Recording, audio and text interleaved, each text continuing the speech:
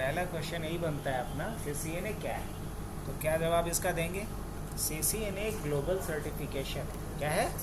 Global certification. CCNA is a global certification of Cisco at associate level. किस level का? Associate level का।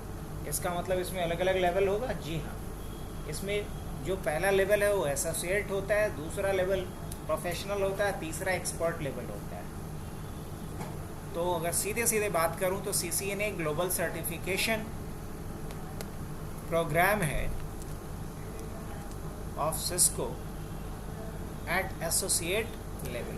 अब रही बात कि क्यों हम लोग CCNA के पीछे क्यों भागेंगे या CCNA क्यों पढ़ेंगे भाई, इसके पीछे क्या रीज़न है? तो आज के डेट में कोई भी ऐसा ऑर्गेनाइजेशन नहीं है जहाँ की मोर देन 1 डिवाइसेस नहीं लगे हुए हैं, और अगर मोर देन 1 डिवाइसेस लगे हुए हैं तो वहाँ क्या होगा? नेटवर्क तो होगा। तो जहाँ नेटवर्क होगा वहाँ नेटवर्क को जोड़ने वाले डिवाइसेस की ज़रूरत पड़ेगी। लैंड डिवाइसेस चाहिए, टेलीकॉम डिवाइसेस चाहिए जिसमें टेलीकम्युनिकेशन इक्विपमेंट लगा होगा।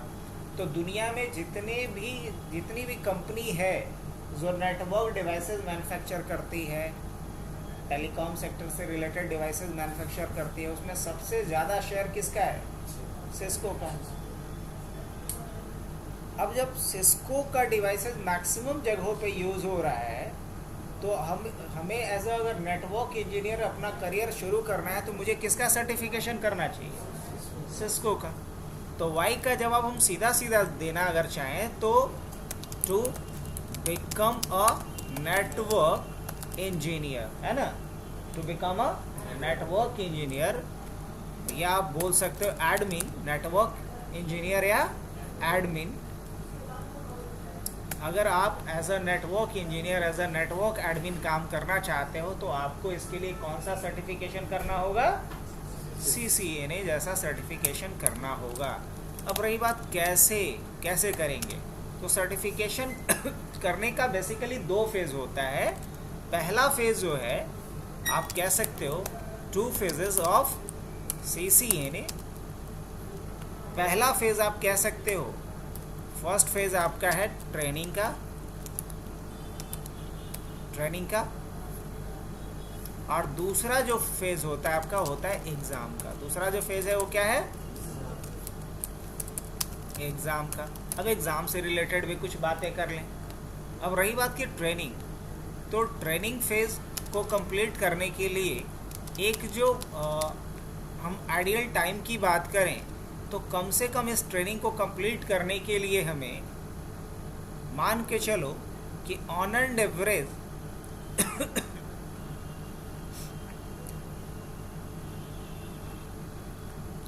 160 घंटे से लेकर के 180 घंटे का कम से कम टाइम चाहिए। 160 आवर्स से लेकर के 180 आवर्स तक का टाइम चाहिए। अब बहुत लोग बोलता है कि हम इतना दिन नहीं गिनना है, देखना है कि आप कितने घंटे पढ़ाई किए या कितने दिन रेगुलर रहे, ये भी मैटर करता है। क्या धनराज? अब ऐसा नहीं कि अगर आज आए अब फिर 1-2 महीने बाद आए तो महीना आपका कोई सैलरी थोड़े कि चल रहा है ना? इंटरेस्ट तो है नहीं कि कैलकुलेट हो रहा है। तो वही बात यहाँ भी रखना है, ट्रेनिंग में कम से कम 160 से 180 आवर्स चाहिए अगर अच्छे से करना है तो। अब रही बात एग्ज़ाम का, तो एग्ज़ाम के लिए जो अभी पेपर कोड होता है CCNA का वो है 200-301। पेपर कोड क्या है इसका? 200-301। ये पेपर कोड है किसका? CCNA exam. अब एग्ज़ाम के रिगार्डिंग कुछ बातें और अगर कर लें हम तो ज़्यादा सही रहेगा। अगर CCNA एग्ज़ाम की बात करें तो इसमें पहला क्वेश्चन क्या आता है अपने दिमाग में कि CCNA का एक सर्टिफिकेशन क्यों करें? वाई CCNA एग्ज़ाम हम क्यों देंगे? तो इसका जवाब ये है कि आप अगर एक बड़ी कंपनी में अपना करियर स्टार्ट करना चाहते हो तो वहाँ ग्लोबल सर्टिफिकेशन मांगेगा।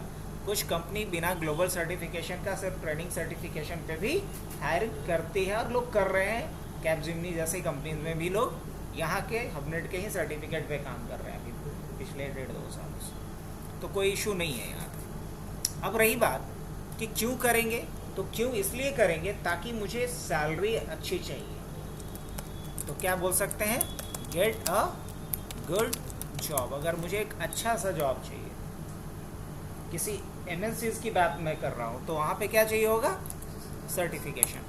अब सर्टिफिकेशन कितने दिन के लिए वैलिड होता है, एग्ज़ाम जो होता है वैलिड कितने दिन के लिए होता है, तो क्या बोलेंगे, certificate of CCNA will valid for 3 years। ये कितने साल के लिए वैलिड होता है, तो सोच समझ करके ही सर्टिफिकेशन लेना है, मतलब जब ज़रूरत हो तभी लें। अब रही बात इसके कॉस्ट का, अब कॉस्ट की बात करें तो इसका कॉस्ट होता है $300 $300। अब बहुत लोग तो खुश हो जाता है, $300 मतलब 24,000 रुपये के लगभग।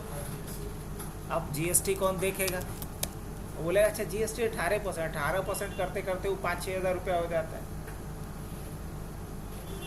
Plus GST plus conversion charge, क्योंकि उसको डॉलर में चाहिए, तुम रुपया दे रहे हो, तो अगर इतना भी मान के चलो तो लगभग 30,000 रुपये के करीब आपका आ जाता है, किसका, एग्ज़ाम का कॉस्ट आ जाता है। अब दिमाग में अगला सवाल जो एग्ज़ाम के रिगार्डिंग आता है अपना, वो ये आता है कि एग्ज़ाम में कितने नंबर का क्वेश्चन होता है और कितना टाइम दिया जाता है। तो ये डिपेंड करता है कि आप नेटिव इंग्लिश स्पीकर हो या फिर other than native English speaker. तो हम लोग तो नेटिव इंग्लिश स्पीकर्स में नहीं आते हैं, वो तो हो गया UK हो गया, USA हो गया, वो लोग आता है, तो उन लोगों के लिए अलग हिसाब किताब, हम लोगों के लिए अलग हिसाब किताब, मतलब यहाँ पार्शलिटी है। अगर उन लोगों को CCNA का एग्ज़ाम पास करना है तो सिर्फ 60 ही क्वेश्चन का आंसर देना है, और 60 क्वेश्चन के लिए उनको 2 घंटे का समय दिया जाता है। अगर हम लोगों को वही एग्ज़ाम देना है तो हम लोगों से कम 101 क्वेश्चन पूछा जाएगा, और समय कितना देर मिलेगा, 2.5 घंटे का। मतलब क्वेश्चन बढ़ गया लेकिन समय उस रेशियो में नहीं बढ़ा, है ना। तो हम अपने हिसाब से ही लिख देना, उन लोगों वाला बात नहीं लिखते हैं।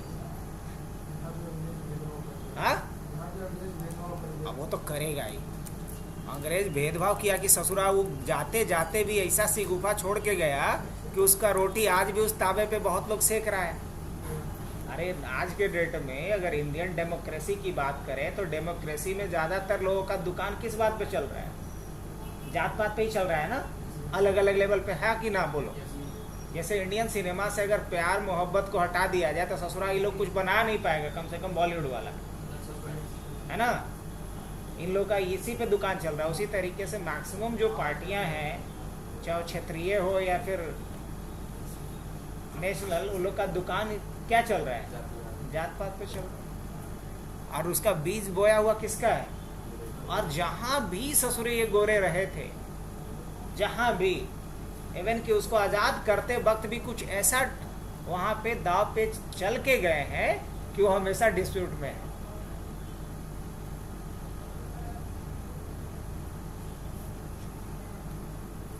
RSCE का जो सर्टिफिकेशन होता है उसका भी वैलिडिटी होता है? नहीं, वो लाइफ टाइम। तो इसका कॉस्ट के बाद अब रही बात एग्ज़ाम टाइम पर, आ जाते हैं किसके ऊपर, एग्ज़ाम टाइम की बात करें तो इसमें टाइम क्या मिल जाता है हम लोगों को, टाइम मिलता है हम लोगों को 2.5 घंटा। 2.5 घंटा मतलब कितना सेकंड हो गया, कितना मिनट हो गया, 150 मिनट कितना, हाँ, तो 150 मिनट का यहाँ टाइम मिल जाएगा। अगर नंबर ऑफ क्वेश्चंस की बात करें तो 101 क्वेश्चन रहेगा, एकदम दक्षिणा टाइप का।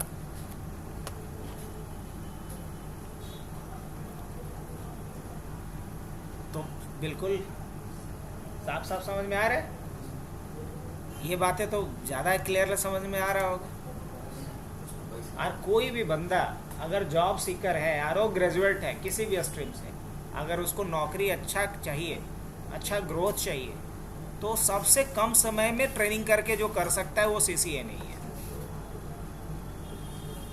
इस पे क्विकली जॉब मिल जाता है और लोग कर रहा है। इवन कि जो बहुत प्लेन ग्रेजुएट बैकग्राउंड से था, बस उसका कम्युनिकेशन स्किल बढ़िया था, आज वो बहुत अच्छे जगह पे अच्छे पैकेज पे, सिर्फ CCA ने करके कुछ भी एक्स्ट्रा नहीं किया।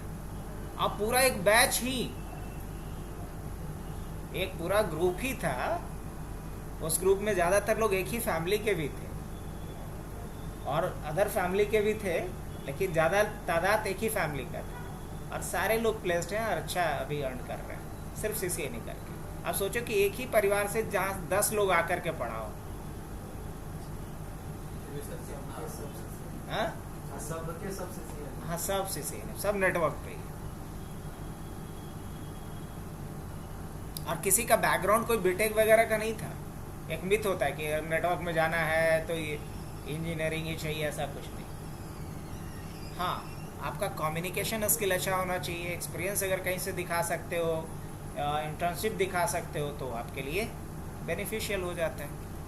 अब रही बात कि CCA ने क्या होता है, क्यों करना चाहिए, कैसे करना चाहिए, वो बात क्लियर हो गया।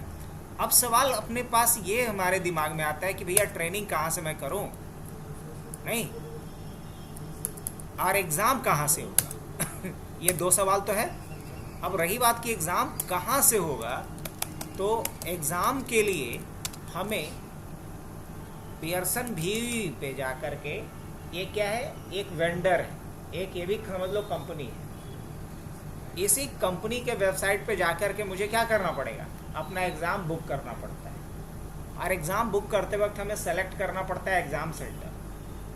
अब जैसे कि मान लो कोई पटना का बंदा है या आप लोग हो, अगर एग्ज़ाम सेंटर चूज़ करने जाओगे तो वहाँ एक ऑप्शन दिखेगा पटना में यश इन्फोटेक, जो हबनेट का अपना है, तो आपको चूज़ कर लेना है यश इन्फोटेक। और एग्ज़ाम आप बुक कर लिए और जो शेड्यूल है उस पर आकर के अब आपको 2 ID कार्ड चाहिए होगा, कोई 2 आइडेंटिटी प्रूफ चाहिए होगा। जब एग्ज़ाम के लिए आप आएंगे आपका ID चेक होगा, उसके बाद फ़ोटो सिग्नेचर होगा चेक, उसके बाद एग्ज़ाम में आपको बिठाया जाएगा, जो एग्ज़ामिनेशन हॉल होता है उसमें आपको बैठ करके एग्ज़ाम 2.5 घंटे में क्लियर करना है। इसमें ऑब्जेक्टिव टाइप का क्वेश्चन होगा, लेकिन इसमें जो मेन क्वेश्चन होता है वो सिमुलेशन बेस्ड होता है। सिमुलेशन बेस्ड क्या होता है कि सिनेरियो दिया हुआ रहेगा कि फ़लाने कंपनी में मिस्टर X एक नेटवर्क एडमिन के पोस्ट पे हैं, अब वहाँ कंप्लेन आ रहा है सेल्स डिपार्टमेंट के एग्जीक्यूटिव के द्वारा कि वो इंटरनेट से कनेक्ट नहीं हो पा रहे हैं, तो उनको क्या चेक करना चाहिए सबसे पहले, और अगर ये डिटेक्ट होता है तो क्या कमांड चलना चाहिए, और वाई डिटेक्ट होता है तो क्या कमांड चलाएंगे। तो इस तरह का जो क्वेश्चन होता है उसे बोलते हैं सिमुलेशन बेस्ड क्वेश्चन, और जो मेन स्कोरिंग पार्ट होता है वो सिमुलेशन बेस्ड क्वेश्चन ही होता है। और एक CCA के एग्ज़ाम में मान के चलो 3 से 6 सिमुलेशन बेस्ड क्वेश्चन होते हैं, जो टाइम टेकन भी होगा और कॉम्प्लिकेटेड भी। क्लियर? तो एग्ज़ाम कहाँ से होता है, पियर्सन VUE से होता है। अब रही बात एग्ज़ाम के लिए हमें कहाँ जाना पड़ेगा, VUE का जो भी टेस्ट सेंटर होगा, अब टेस्ट सेंटर के एग्जाम्पल के तौर पे क्या हो सकता है, यश इन्फोटेक, जिसको हम क्या बोल सकते हैं अब नेट, हाँ यही, यहाँ से भी आप दे सकते हैं। अब रही बात कि यहाँ फ्री जैसा या फ्री अटेम्प्ट जैसा कुछ नहीं है। अगर एग्ज़ाम आपने दिया, एग्ज़ाम में फेल कर गए तो पैसा आपका पूरा, अगर आप पास कर गए तो 3 साल के लिए आप नेटवर्क इंजीनियर हैं अकॉर्डिंग टू सिस्को, और इसके सर्टिफिकेट पे आपको डेफिनेटली जॉब मिल सकता है अगर आप ग्रेजुएट भी हैं। अब रही बात फिर ट्रेनिंग कहाँ से करें, देखो तो इसमें जो ट्रेनिंग का मेन कॉन्सेप्ट है, हम चाहे तो सेल्फ स्टडी भी कर सकते हैं, लेकिन सवाल यह है कि हम ट्रेनिंग वहाँ से करें जहाँ की हमें फिजिकल डिवाइसेस चाहिए, बिकॉज ट्रेनिंग के लिए हमें डिवाइस चाहिए, वेयर डिवाइसेस आर क्या बोलेंगे अवेलेबल, लाइक कौन कौन सा डिवाइस चाहिए, राउटर चाहिए, स्विच चाहिए, एपी चाहिए, फायरवॉल चाहिए, है ना। ये सारे डिवाइसेस अगर जहाँ अवेलेबल हो वहीं से हमें ट्रेनिंग करना चाहिए, वेयर डिवाइसेस आर अवेलेबल। क्योंकि बिना डिवाइस का अगर हम ट्रेनिंग CCNA का करते हैं तो फ्रूटफुल नहीं होने वाला है, क्योंकि रियल मार्केट में जब हम जाते हैं तो हमें डिवाइस के ऊपर ही काम करना होता है। ये तो लग रहा है काम ही नहीं कर रहा, डिवाइस के ऊपर ही काम करना होता है। लेकिन अगर डिवाइस पे हमने कभी ट्रेनिंग किया ही नहीं तो क्या रियल टाइम में जब ज़रूरत पड़ेगा तो हम काम कर पाएंगे? जब आगे नहीं कर पाएंगे मुश्किल होगी। तो कभी भी हमें वहाँ से ट्रेनिंग, चाहो तो घर बैठे हम बुक खरीद के कर सकते हैं, यूट्यूब पे वीडियो देख के सीख सकते हैं, लेकिन दो प्रॉब्लम यहाँ पे आएगा खुद से करने पे। सबसे पहला टाइम ज़्यादा लगेगा, दूसरा ये कि डिवाइसेस उतना तो है नहीं मेरे पास कि हम खरीदेंगे। अब पता चला 15,000 दे करके CCNA सीख सकते हैं, उसके लिए 15 लाख का डिवाइस खरीदेंगे क्या? नहीं।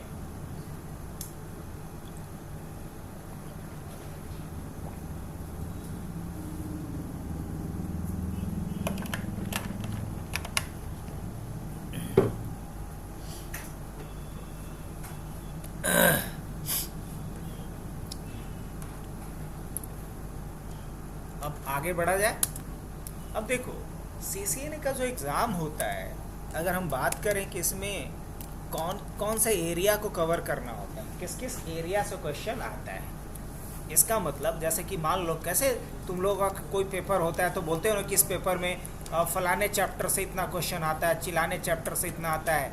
उसी तरीके से CCNA में अलग अलग 6 एरिया में इसके सिलेबस को बांटा गया है। कितने एरिया में?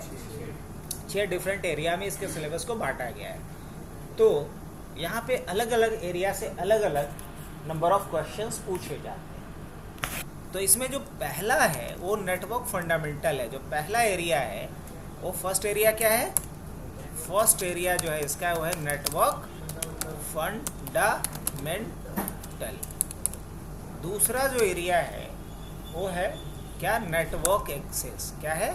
नेटवर्क, या चलो एकदम शॉर्ट में अगर हम बात करें फिर क्या है? स्विचिंग। क्या है? और तीसरा क्या है? राउटिंग। चौथा क्या है?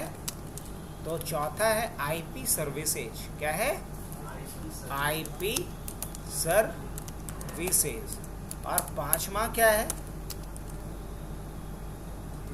पांचवा जो है वो है नेटवर्क सिक्योरिटी। क्या है? Network security. और जो छठा है वो है आपका क्या? ऑटोमेशन। क्या है? ऑटोमेशन। तो टोटल आपका अगर बोला जाए कि CCNA के एग्ज़ाम के प्रोस्पेक्टिव से अगर देखा जाए या CCNA करिकुलम के प्रोस्पेक्टिव से देखा जाए तो इसमें टोटल कितने मॉड्यूल्स में बांटा गया है? इसको टोटल 6 मॉड्यूल में बांटा गया है। Network fundamental, switching, routing, IP services, network security and automation. आगे बढ़े। अब ज़रा इसको आप ऑनलाइन देखना अगर चाहो तो सिस्को के ऑफिशियल वेबसाइट से भी जाके देख सकते हो। CCNA अगर हम बात करें सर्टिफिकेशन तो सिस्को का पहला लिंक खुला, इस पे हम लोग चले आते हैं।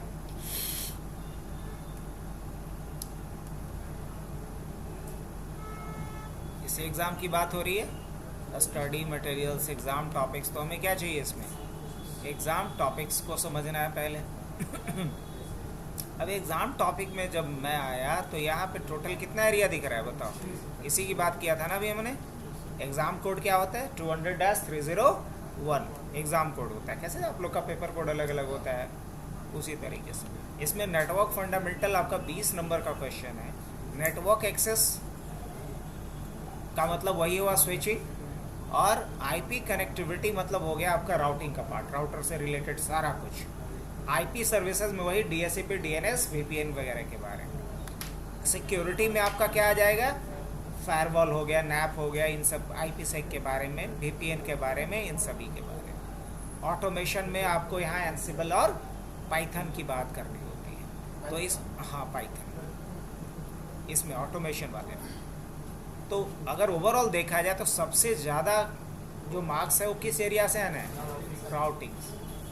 इसी को बहुत सारे लोग जो प्रोफेशनल होते हैं वो CCNA R&S भी बोलते हैं, route and switch, routing and switching.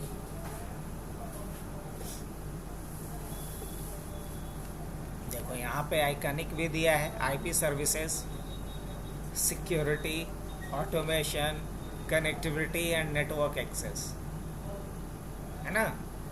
अब इसमें से यही चीज़ मैं समझाना चाहा था, और चाहो तो आप इसको क्या कर सकते हो, डाउनलोड भी कर सकते हो PDF के रूप में, और इसको आप देख सकते हो कि क्या कुछ पढ़ना होता है यहाँ। ये पूरा सिलेबस है, इसके हिसाब से अगर इतना पढ़ लिए तो हमारा काम हो जाएगा, हम पास कर जाएंगे। चाहो तो इस सिलेबस को भी डाउनलोड कर सकते हो, हालांकि हमारा सिलेबस इससे कहीं ज़्यादा डेप्थ है क्योंकि उसमें इन सारे टॉपिक्स को तो इंक्लूड करा ही हूँ मैं, साथ में खुद से भी कुछ उसमें टॉपिक ऐड ऑन किया हूँ जो पहले वाले सिलेबस में था। जो पहले इसका पेपर कोड था वो था 200-125 125, और उसी को चेंज करके अपडेट करके क्या किया, तो पुराने टॉपिक्स को भी मैंने थोड़ा कंटिन्यू करा है ताकि कैंडिडेट्स को एक ज़्यादा डीपर नॉलेज दिया जा सके। चलो, तो ये बातें भी समझ में आ गई कि कहाँ से कितने मार्क्स का क्वेश्चन आएगा। तो नेटवर्क फंडामेंटल से कितना आना है, 20% क्वेश्चन इससे है। स्विचिंग से कितना था, स्विचिंग से भी कितना था। तो सोचो कि network fundamental important role play करने वाला है ना। राउटिंग से कितना % क्वेश्चन आने वाला है आपका तो राउटिंग से कितना, हाँ नहीं सर, स्विच में 25%।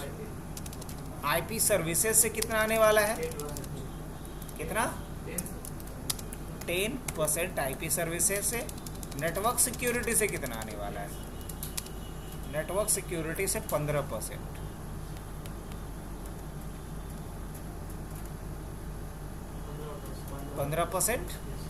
हाँ, 15% नेटवर्क सिक्योरिटी से आने वाला है। और बारिश हो रहा है क्या जी?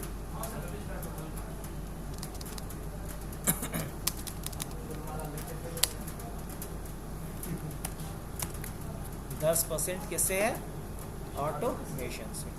तो आप समझा जा सकता है यहाँ से अच्छे से देख करके कि प्रायोरिटी बेसिस पे हम लोग राउटिंग को ऊपर रखेंगे अकॉर्डिंग टू एग्ज़ाम प्रॉस्पेक्टिव। वैसे तो सारा टॉपिक ही इम्पोर्टेंट है। तो यहाँ हमारे पास एक कंप्लीट नॉलेज मिला किसका, CCNA का। लाइक CCNA क्या होता है, क्यों करेंगे, कितने फेज़ होगा, इसमें ट्रेनिंग कहाँ से करना चाहिए, एग्ज़ाम कोड क्या होता है, एग्ज़ाम क्यों देते हैं, एग्ज़ाम कितने साल के लिए वैलिड रहेगा, कॉस्ट क्या आता है, टाइम क्या होता है, नंबर ऑफ क्वेश्चंस कितना होता है, क्वेश्चन किस टाइप का होता है, एग्ज़ाम में कितने मॉड्यूल से क्वेश्चंस आता है, कितने % किस मॉड्यूल से आता है, ये सारी बातें क्लियर। आगे बढ़ें।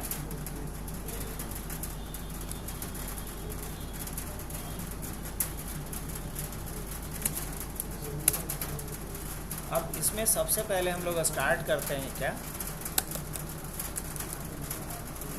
Network fundamental. क्या स्टार्ट करेंगे, नेटवर्क फंडामेंटल। नेटवर्क फंडामेंटल में सबसे पहला जो पॉइंट बनता है हमारा, वो बनता है कि नेटवर्क क्या है, नेटवर्क क्या है। कौन बताएगा, धनराज?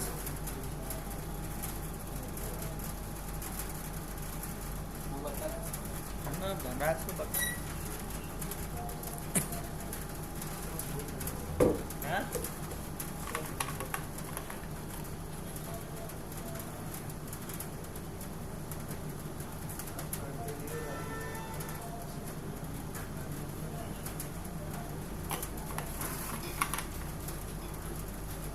बताओ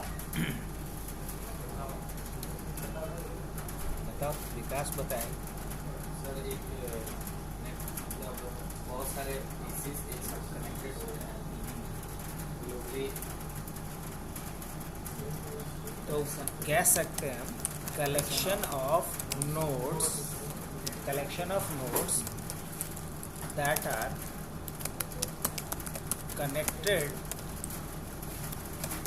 together either using guided media or unguided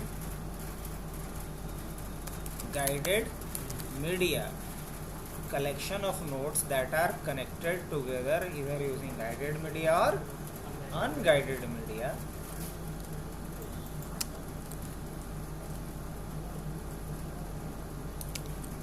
show that a node can communicate and share resources with other nodes is called computer network. क्या याद रहेगा डेफिनेशन? क्या लिखा हूं मैं? Collection of nodes that are connected together either using guided media or unguided media so that a node can communicate and share resources with other node is called computer network. जब दो या दो से अधिक डिवाइसेस को आपस में या तो वायर से या बिना वायर का जोड़ा जाए, कनेक्ट किया जाए, ताकि एक डिवाइस दूसरे डिवाइस से कम्युनिकेट कर सके, एक डिवाइस दूसरे डिवाइस के साथ रिसोर्सेज को शेयर कर सके, तो इस कलेक्शन ऑफ नोड्स को, जो कि चाहे वायर के थ्रू जुड़ा हो या वायरलेसली जुड़ा हो, इन्हीं कलेक्शन ऑफ नोड्स को क्या बोलेंगे? कंप्यूटर नेटवर्क बोलेंगे। कलेक्शन ऑफ नोड्स को क्या बोलेंगे? आज क्या बोलेंगे? कंप्यूटर नेटवर्क बोलेंगे। अब जैसे मिसाल के तौर पे अगर मैं बात करूं MS पेंट का, आ जाओ यहाँ हम लोग मान के चलें कि हमारे पास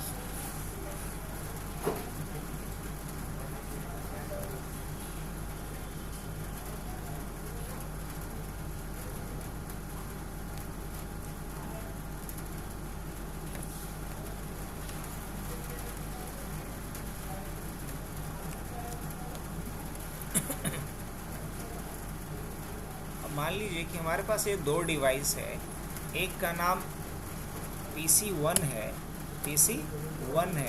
और दूसरे का नाम क्या है? मान लीजिए दूसरे का नाम PC2 है, और मैं ये चाहता हूँ कि PC1 PC2 से कम्युनिकेट करे, मतलब अगर यहाँ कोई रिसोर्स अवेलेबल है तो उस रिसोर्स को यहाँ से भी यूज़ किया जा सके। अब मान लो सपोज़ यहाँ पे एक रिसोर्स अवेलेबल है और उस रिसोर्स का नाम है प्रिंटर। यहाँ एक रिसोर्स अवेलेबल है और इस रिसोर्स का नाम क्या है? प्रिंटर। अब ये जो रिसोर्स है, इस रिसोर्स को हमने कहाँ पे यूज़ किया है? ये रिसोर्स यहाँ अवेलेबल है। अब मैं ये चाहता हूँ कि ये रिसोर्स कहाँ से यूज़ हो सके? यहाँ से यूज़ हो सके। तो इसके लिए ज़रूरी है ना कि दोनों का आपस में क्या किया जाए? कनेक्शन किया जाए। अब मान लो कि धनराज के पास बुलेट है, और अगर बुलेट मान लो कि इसको चाहिए कहीं लॉन्ग लेह लद्दाख जाने के लिए, तो अगर धनराज रहेगा नेटवर्क में, मतलब इसके कनेक्शन में, तब ना रिसोर्स यूज़ कर पाएगा। तो अगर एक डिवाइस के पास कोई रिसोर्स अवेलेबल है और हम चाहते हैं उसी रिसोर्स को दूसरे डिवाइस से यूज़ किया जा सके, तो इसके लिए ज़रूरी है कि दोनों डिवाइस आपस में क्या हो? कनेक्टेड हो। जब तक ये दोनों डिवाइस आपस में कनेक्टेड नहीं होगा, एक डिवाइस के रिसोर्स को दूसरे डिवाइस से यूज़ नहीं किया जा सकता है। इसीलिए मैंने बोला कि अगर हम चाहते हैं कि ये डिवाइस इसके साथ कम्युनिकेट करे या रिसोर्स को शेयर करे, तो इसके लिए ज़रूरी है कि दोनों को आपस में क्या किया जाए? जोड़ा जाए। तो मान लो कि हमने इन दोनों डिवाइसेस को क्या किया? एक सिंगल वायर लिया और सिंगल वायर से दोनों डिवाइसेस को कनेक्ट कर दिया। तो जब दोनों डिवाइस को हमने आपस में कनेक्ट किया, जोड़ा, तो इसे हम क्या बोलेंगे? इसे हम कंप्यूटर नेटवर्क कह सकते हैं। क्या बोल सकते हैं इसको? इसे मैं क्या बोल सकता हूँ? कंप्यूटर नेटवर्क बोल सकता हूँ। ये हमारा क्या है? कंप्यूटर नेटवर्क है। और इस कंप्यूटर नेटवर्क का नाम क्या है? DCC। क्या बोलेंगे इसको? DCC।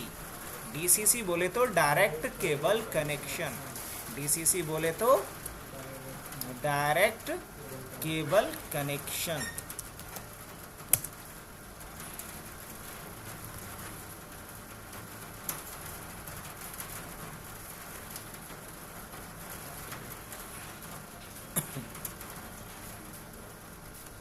क्लियर? तो पहला ऑप्शन क्या बनता है? डीसीसी मतलब डायरेक्ट केबल कनेक्शन। और इसे हम क्या बोल सकते हैं? कंप्यूटर नेटवर्क बोल सकते हैं। हाँ बिल्कुल बोल सकते हैं। ये क्या है? कंप्यूटर नेटवर्क, हाँ कि ना? बोलेंगे ऑफ कोर्स एक कंप्यूटर नेटवर्क है। इसे क्या कहा जा सकता? कंप्यूटर नेटवर्क, हाँ कि ना? बिल्कुल इसे कंप्यूटर नेटवर्क बोल सकते, इसमें कोई इफ बट नहीं।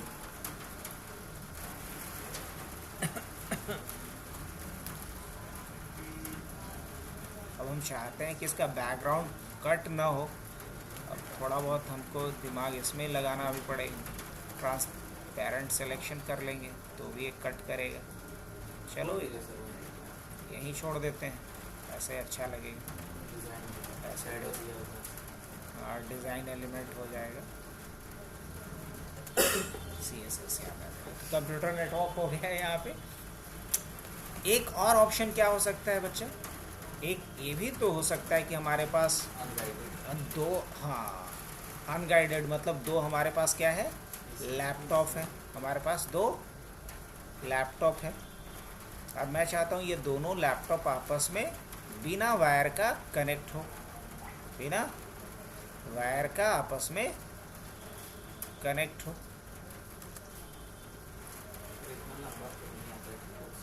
हाँ क्या नहीं आता है? से लेके हाथ तक कीबोर्ड वाला सर जो है इतना लंबा सर। हाँ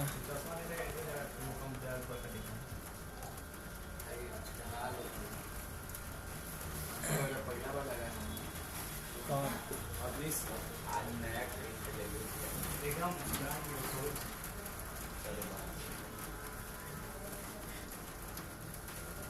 कंट्रोल सी कंट्रोल जी। मान लो ये दो हमारे पास लैपटॉप है और इन दोनों लैपटॉप को हम कनेक्ट करना चाह रहे हैं। ये हमारा LP1 है, लैपटॉप 1 है, और ये मान लो लैपटॉप 2 है, LP2 है, लैपटॉप 2 है। और मैं चाहता कि ये दोनों आपस में कनेक्ट हो जाए। तो दोनों को आपस में कनेक्ट कैसे करेंगे? वायरलेसली। तो जब वायरलेसली दोनों डिवाइस आपस में कनेक्ट होगा तो इसे हम लोग डॉटेड लाइन से डिनोट करेंगे। किससे डिनोट करेंगे? डॉटेड लाइन से। ये ऐसे, ये मान लो ये दोनों आपस में क्या है? कनेक्ट है ऐसे। और इस कनेक्शन को क्या कहते हैं? इसे बोलते हैं एड हॉक। क्या बोला जाता है इसे? एड हॉक कनेक्शन बोलते हैं। जब दो डिवाइस बिना वायर का आपस में कनेक्ट हो तो इसे बोलेंगे एड हॉक कनेक्शन। अब मैं पूछूं कि क्या ये कंप्यूटर नेटवर्क है या नहीं, तो क्या बोलोगे? ये भी एक कंप्यूटर नेटवर्क है। कोई पूरा नाम नहीं होगा। एड हॉक मतलब एड हॉक ही होता है। एड हॉक मतलब कुछ इसका शॉर्ट फॉर्म नहीं है कि ये इसका कोई फुल फॉर्म होगा। इसका नाम ही है एड हॉक। अब मुझे क्या करना, इस पे हमने क्या लिख दिया? ये भी क्या है? कंप्यूटर नेटवर्क है कि नहीं? कंप्यूटर नेटवर्क, ये भी क्या हुआ? एक कंप्यूटर नेटवर्क हुआ।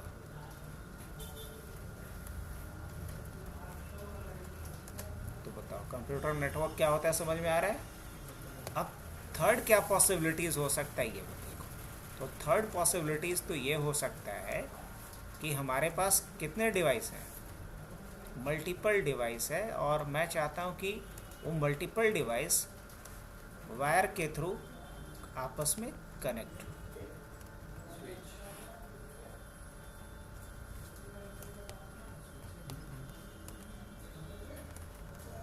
अगर मान लिया जाए मैंने क्या बनाया है यहाँ पे, कंट्रोल C कंट्रोल V, इस तरीके से हमारे पास एक,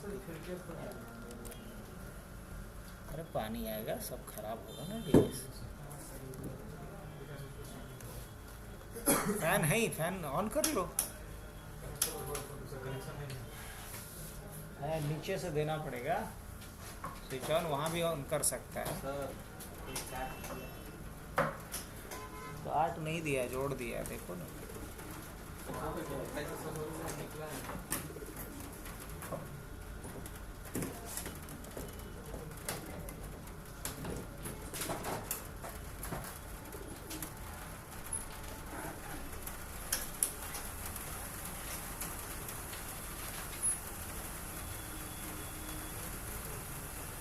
चलने लगा ये तो खराब होता है। ना ना, पहले से बढ़िया है। ये चीज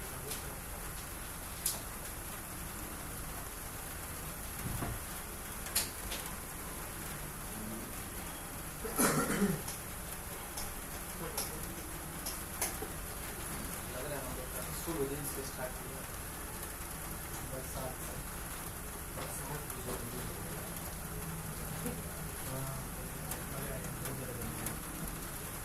अब और गर्मी पड़ेगी। अब इस डिवाइस को क्या कहेंगे? इस डिवाइस को कहेंगे सेंट्रलाइज डिवाइस। और इसी सेंट्रलाइज डिवाइस के थ्रू ये सारे के सारे डिवाइस क्या हैं? आपस में कनेक्टेड हैं। अब ये भी क्या एक फॉर्म कर रहा है, एक नेटवर्क फॉर्म कर रहा है। बट इस नेटवर्क को क्या बोलोगे? ये जो नेटवर्क फॉर्म कर रहा है जिसमें कि मल्टीपल डिवाइस एक सेंट्रलाइज डिवाइस के थ्रू कनेक्टेड है, डिफरेंट वायर या डिफरेंट केबल का यूज़ करके, इसे क्या नाम देंगे? इसे हम नाम देंगे, लैन तो सब लैन ही है, इसे नाम क्या देंगे? इसे नाम दिया गया इंफ्रास्ट्रक्चर। नहीं, इसको बोलते हैं आईसीसी। क्या बोलते हैं? आईसीसी। अब आईसीसी तो ठीक है, लेकिन पहले इसका कलर बदल करके कुछ अलग कर दिया जाए। ये क्या है? इस कनेक्शन को क्या बोलेंगे? ICC, indirect cable connection. और ये जो नेट, हाँ ट्रिपल सी से नहीं बाबू, टाइप करने में हो गया, जैसे उस समय दिख नहीं ना रहा था। और इसे क्या बोलेंगे? Computer network. ये क्या है? कंप्यूटर नेटवर्क बोल सकते हैं इसे? हाँ बिल्कुल बोल सकते हैं, कंप्यूटर नेटवर्क ही तो है। इसे भी हम एक कंप्यूटर नेटवर्क बोल सकते हैं। अब नेक्स्ट क्या ऑप्शन हो सकता है? नेक्स्ट ऑप्शन ये हो सकता है कि हमारे पास मल्टीपल वायरलेस डिवाइस हो। क्या हो? हमारे पास मल्टीपल वायरलेस डिवाइस हो, और उन मल्टीपल वायरलेस डिवाइस को हमें कनेक्ट करना हो थ्रू अ वायरलेस डिवाइस। मैं वायर यूज़ नहीं करना चाह रहा हूँ, क्योंकि वायर यूज़ करूँगा तो पोर्टेबिलिटी कंप्रोमाइज़ होगा हमारा। बट मैं चाह रहा हूँ कि पोर्टेबिलिटी कंप्रोमाइज़ ना हो, है ना। अब रही बात, चलो ड्राइंग पे थोड़ा ध्यान कम में दियो।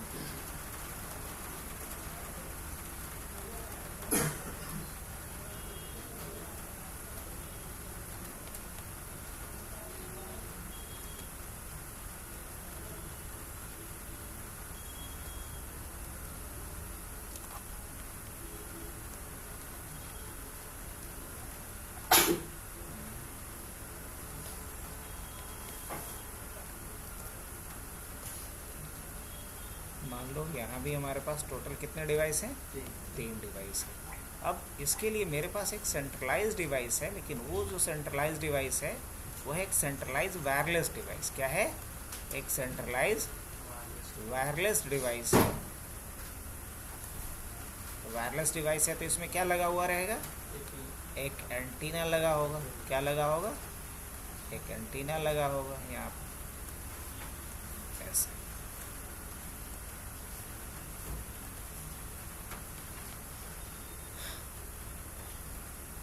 अब इसी के थ्रू वायरलेसली ये सारे डिवाइसेज एक दूसरे से क्या होंगे?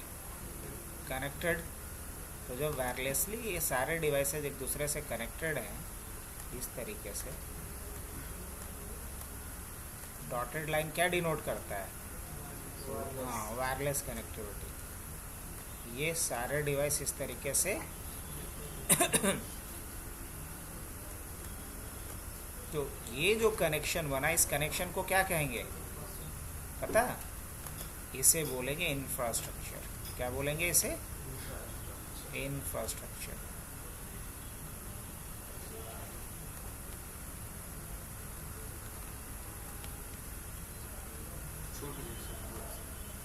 नो आउटलाइन ले लिए थे इसलिए कुछ दिख नहीं रहा था, कुछ छोटा नहीं।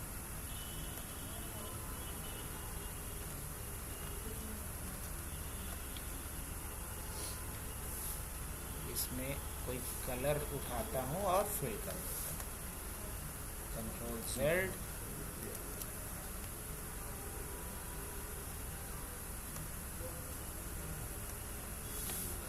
क्यों नहीं आ रहा है? सॉलिड कलर रखो, अब आ जाएगा।